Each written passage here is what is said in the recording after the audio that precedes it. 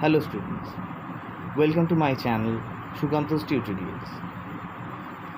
আজকে আমরা যে চ্যাপ্টারটি নিয়ে আলোচনা করব সেটি ক্লাস 12-এর একটি important poem by one of the best writers of English poetry, John কিটসের the poetry of art. John Keats আমরা সবাই জানি একজন বিখ্যাত ইংরেজ কবি ছিলেন এবং রোম্যান্টিক মুভমেন্টের সঙ্গে তিনি যুক্ত ছিলেন। রিটার্ন টু নেচার বা poetry on nature with so much imaginations, so much imageries and very much associated imageries, এই জিনিসগুলোর তিনি তার কবিতার মধ্য দিয়ে ব্যক্ত করেছেন। তো আমরা সেই রকম রোম্যান্টিক পোয়েট জন কিটসের একটা কবিতা দ্য পোয়েট্রি অফ আর্ট সেটা পড়ব। সেটা পড়ার আগে আমরা জন কিটসের সম্বন্ধে 2-4 লাইন জেনে নেব, কারণ এই কবিতাটি পড়তে গেলে তার চিন্তাভাবনা, তার ভাবধারাটা আমাদের জানা দরকার। আমরা জন কিটসের সম্বন্ধে একটু জেনে নিচ্ছি। Together with George Gordon Lord Byron and Percy Bysshe Shelley, John Keats form the younger generation of romantic poets. Keats found poetic inspiration in nature.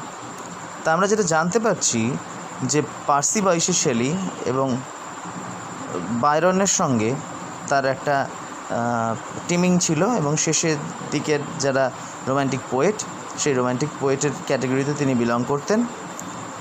তার লেখার ফিচার্সগুলোর মধ্যে he use sensuous imagery to describe the natural world with care and precision.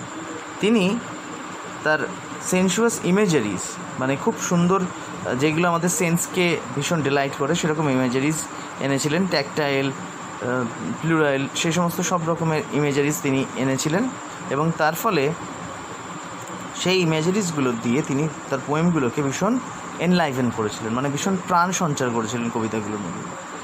At the heart of his poetry লে the conviction. তার কবিতার মূল বিষয়বস্তু সবসময় আবর্তিত হতো একটি সত্যকে কেন্দ্র করে।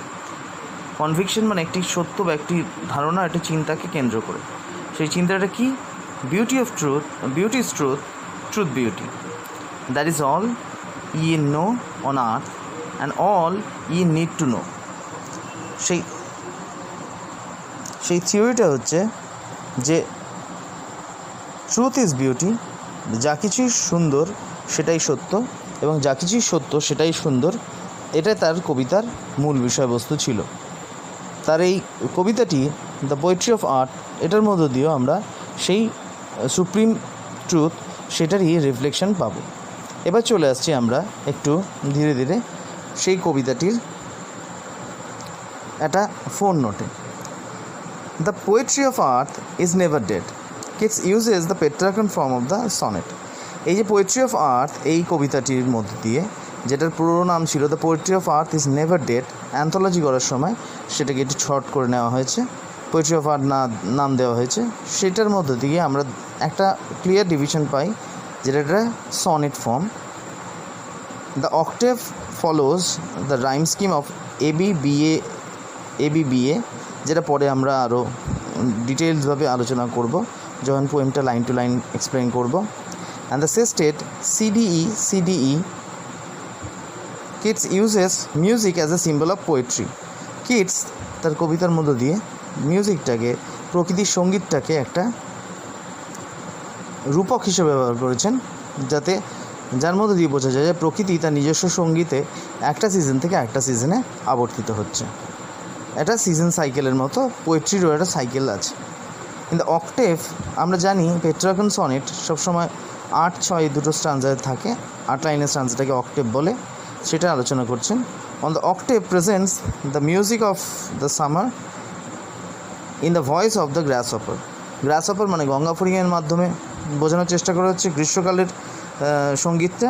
In the sestet he presents the music of cricket in the song of the cricket. The music of earth indeed never ceases. প্রকৃতির গান, প্রকৃতির সঙ্গীত কোনো সময় স্তব্ধ হয় না, গ্রীষ্মকালে সেটা আবর্তিত হয়।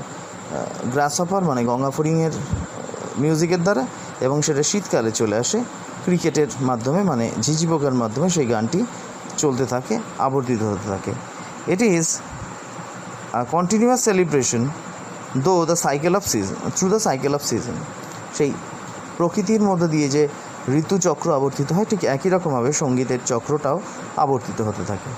The গ্রাসহপার carries the music through the warmth of summer, while the cricket warms the winter frost with the music.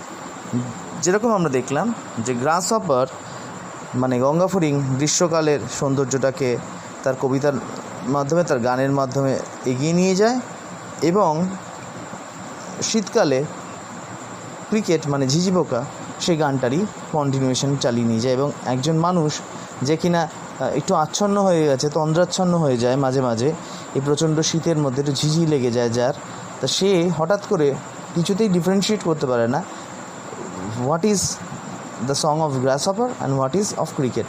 Cricket এবং গ্রাসহপার দুজনের গানের মধ্যে কোনো কন্টিনিউয়েশনের যে গ্যাপ সেটা তারা কিছুতেই লক্ষ্য করতে পারে না। তো এইভাবে কবি বোঝানোর চেষ্টা করেছেন যে কী করে পোয়েট্রি অফ আর্থ মানে প্রকৃতির সঙ্গীত নিজের মতো দিয়ে একের পর এক ঋতু অনুযায়ী সঞ্চারিত হয়।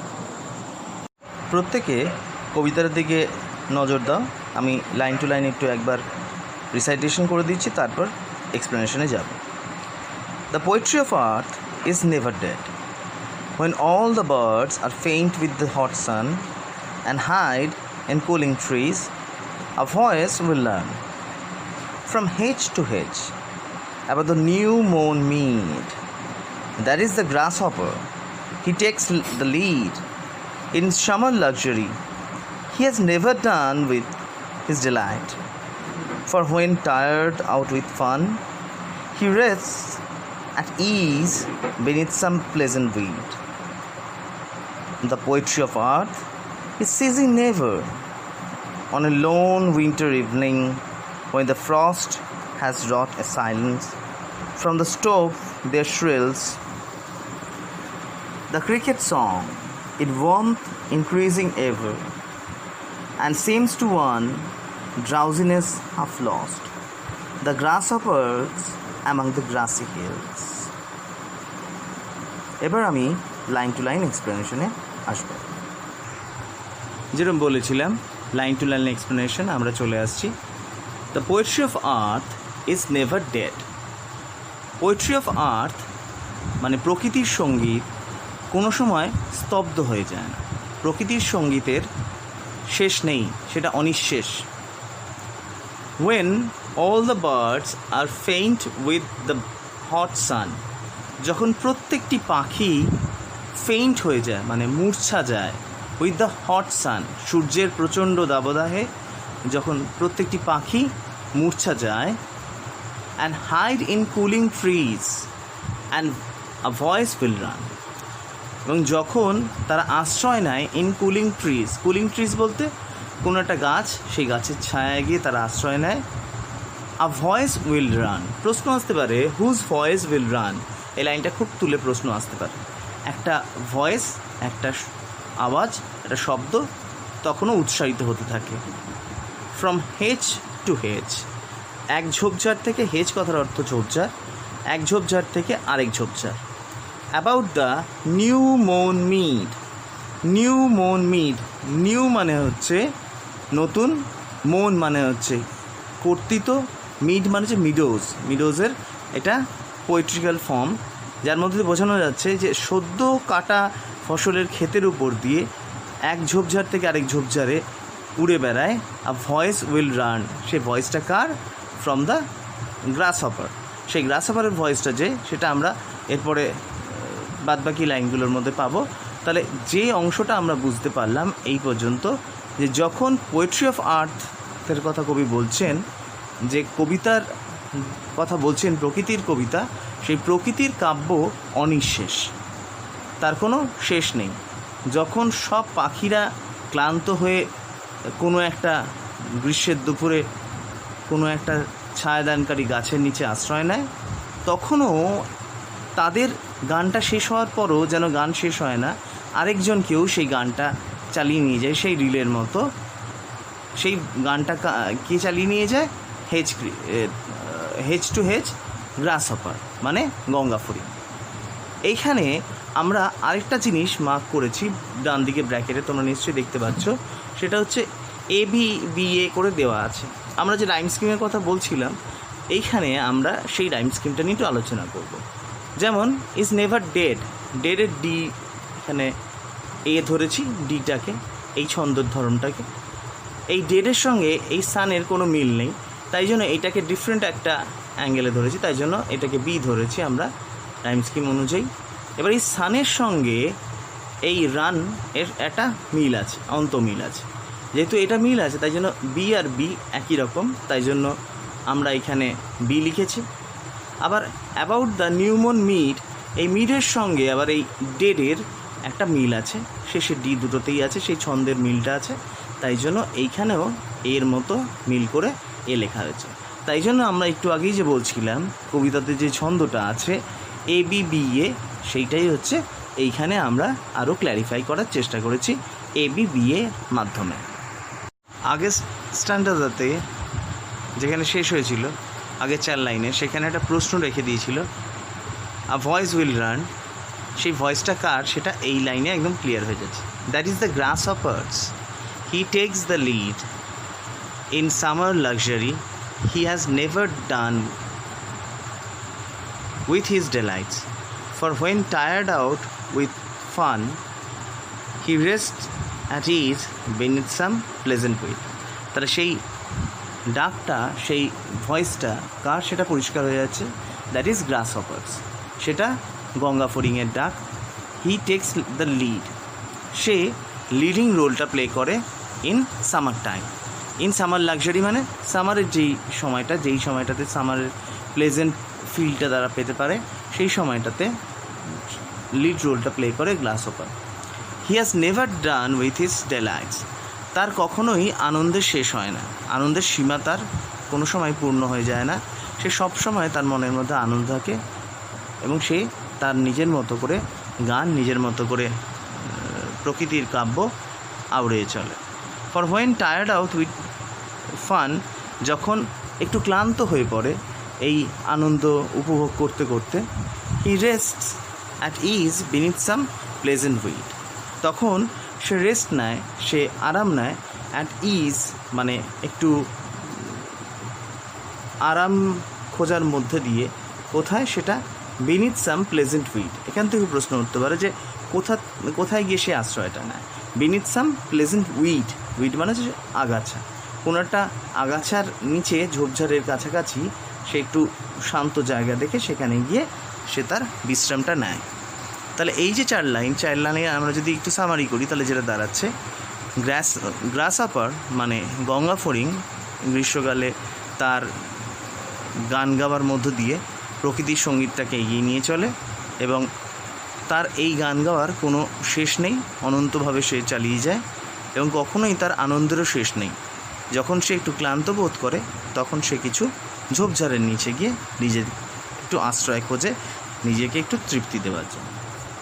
এখানেও আমরা যেহেতু অক্টেভের মধ্যে আরও 4টে লাইন, এখানেও আমরা সেই রাইম স্কিমটা কিন্তু পেয়ে যাব। দেখে নিচ্ছি আমরা আবার সেই লিডের জন্য এ, সেই সঙ্গে ডানের কোনো মিল নেই তাই জন্য বি বসিয়েছি। আবার ডানের সঙ্গে ফানের একটা মিল আছে তাই জন্য আমরা এখানে বি বসিয়েছি, এবং উইডের সঙ্গে লিডের মিল আছে বলে আমরা এ বসিয়েছি। তাহলে আমরা এইখানে আবার পেয়ে যাচ্ছি সেই 4 লাইনের মিলটা, ABBA, সেই মিলটা এখানে শেষ হচ্ছে এবং এইখানেই আমাদের অক্টেভ পোর্শনটা শেষ হচ্ছে, মানে গ্রীষ্মকালের প্রকৃতির যে সঙ্গীত সেই অংশটা শেষ হচ্ছে। এবার আমরা সেস্টেড পার্টটাতে যাব, মানে 6 লাইনের যে স্টানজাটা পেট্রাকন সনেট অনুযায়ী সেই 6 লাইনের স্টানজাতে যাব, যেখানটাতে সেস্টেড পাবো আমরা, সেখানে শীতের বর্ণনা দেওয়া থাকে। সেস্টেড পার্টটা আমরা সবাই জানি 6 লাইনের হয়, 6 লাইন স্টানজা। সেখানে শুরু হচ্ছে the sestet, the poetry of earth is ceasing never. আমরা ফার্স্টে পেয়েছিলাম ইজ নেভার ডেড, ফার্স্ট অক্টেভের ফার্স্ট লাইনটা।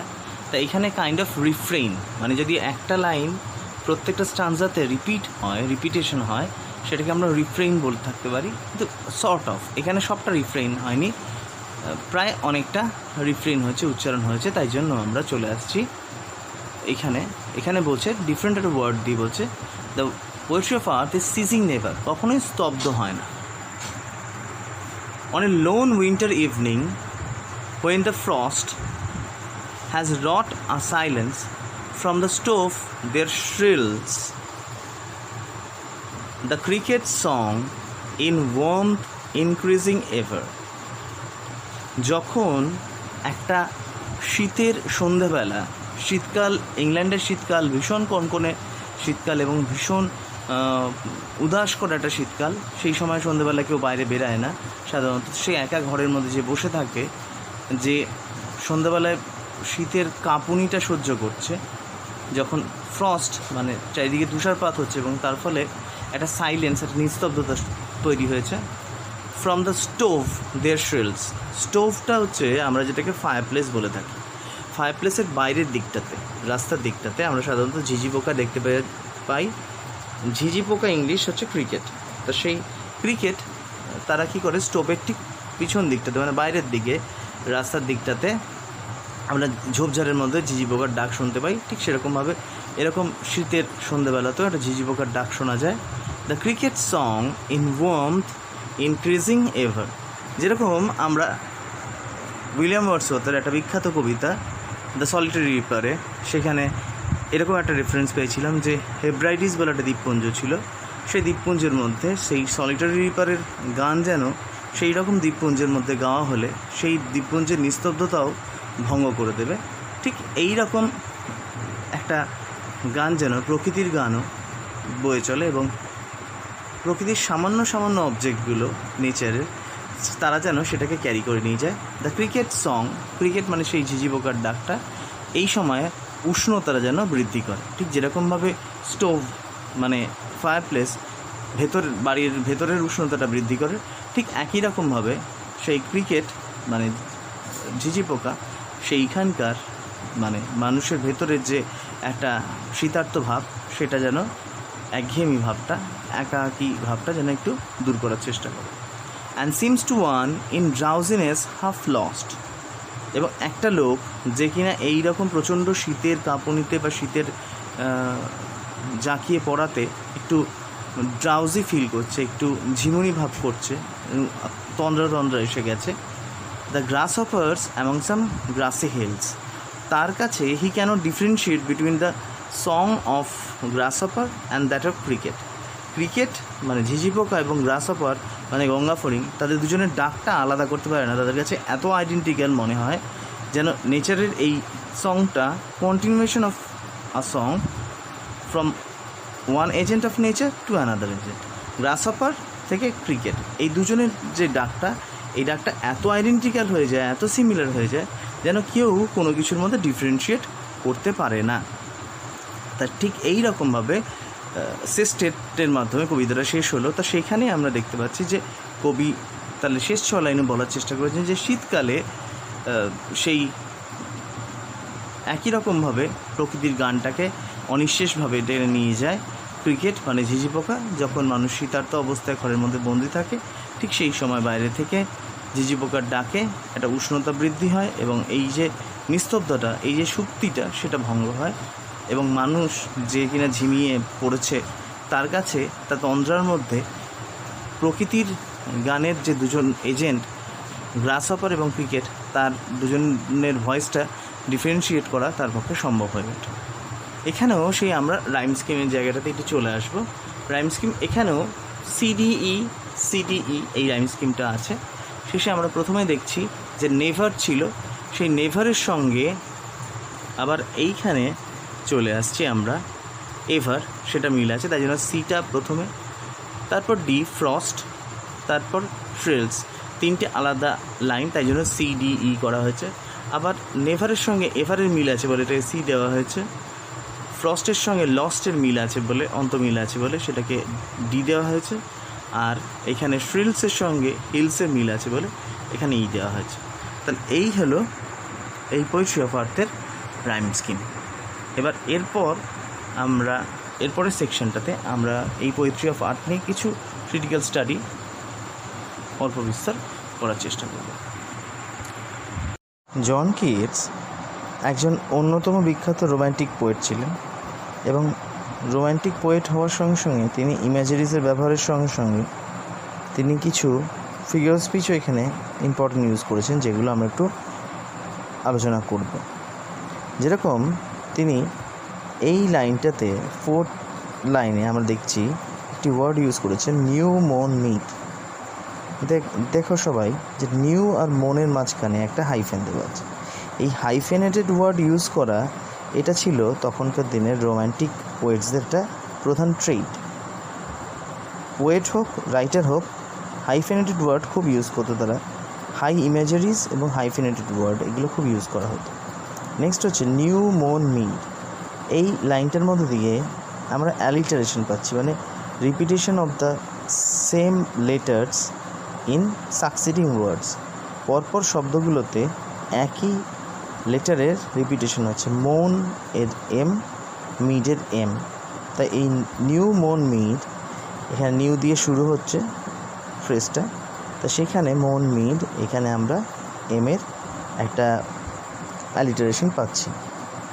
আবার যদি আমরা নিচের দিকে চলে আসি, তো সেখানে আমরা চলে আসছি, এখানে দেখতে পাচ্ছি frost has wrought a silence. শীত একটা সাইলেন্স তৈরি করেছে, নিস্তব্ধতা তৈরি করেছে। তা শীত কোনো রকম একটা মানুষ না যে কোনো রকম কোনো কিছু তৈরি করতে পারে।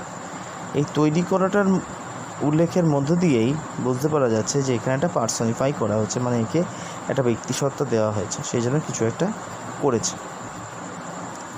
ঠিক একই রকমভাবে আমরা এই অ্যালিটারেশন উদাহরণ পাচ্ছি লাস্টের দিকে, কবিতার শেষের দিকে, গ্রাস হপার অ্যামাং সাম গ্রাসি হিলস।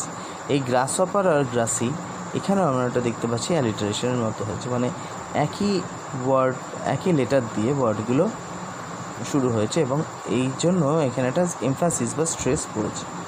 সেই গ্রাসি হিলটা বোঝানোর জন্য গ্রাস হপারকে দিয়ে আবার একবার অ্যালিটারেশনের সৃষ্টি হয়েছে। তা এইরকমভাবে কিটস তার এই কবিতার মধ্যে দিয়ে অনেক ফিগার স্পিচের ব্যবহারের মাধ্যমে এবং অনেক রকম আর্টিকুলেটিং ইউজের মধ্যে দিয়ে এই কবিতাটিকে এস্টাবলিশ করার চেষ্টা করেছেন এবং বোঝানোর চেষ্টা করেছেন যে poetry of earth is ceasing never. তা এই হলো আমার ভিডিওটি, আশা করি সকলের ভালো লেগেছে। তোমাদের যদি ভালো লেগে থাকে তাহলে অবশ্যই লাইক এবং শেয়ার করবে, এবং যারা এখনও সাবস্ক্রাইব করেনি আমার চ্যানেলটি, এই রকম ভিডিও পাওয়ার জন্য চ্যানেলটি সাবস্ক্রাইব করবে। Thank you.